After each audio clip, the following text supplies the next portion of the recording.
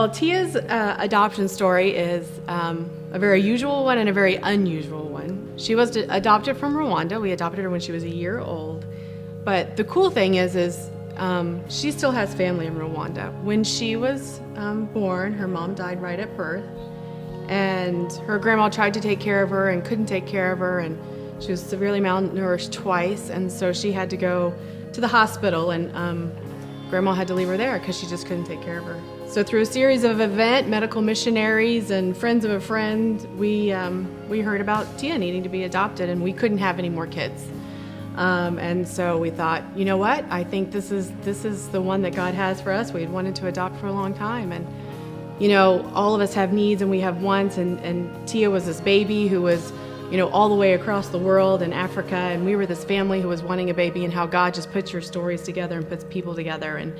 And I think about like her grandma and her uncle and her aunts and cousins and all these people who, I mean, they were so selfless to say, we can't take care of her, but we're gonna trust you.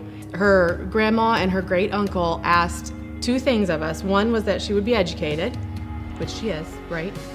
And then the other one was that we would bring her back someday. And so we're trying to make good on that promise to bring her back, because I think it's important for people to know where they came from, just to see where they're born, so she can see all of those things. It's a beautiful country, the people are beautiful. Like whenever like my mom brought it up, and I was like, yeah, that kind of would be cool to go back and just see where I came from and stuff. This trip to me just means a lot, like just going back to see like my grandma and cousins and uncles and aunts and stuff just like mean a lot, and like the culture that's there, and like dancing and all this stuff that they do there. I haven't been there before, and just seeing like where I came from would be like really emotional. And then like once I see them would be like really, really emotional for me. I think one thing we've talked about too is, you know, even her asking her family, do I look like my mom? You know, like we don't have pictures of her mom, just of her grandma and aunts and uncles. So we're wanting to take a family trip to Africa so Tia can meet her birth family. There's 5 in our family, so therefore about $2,000 a person. Will need $10,000 for this trip.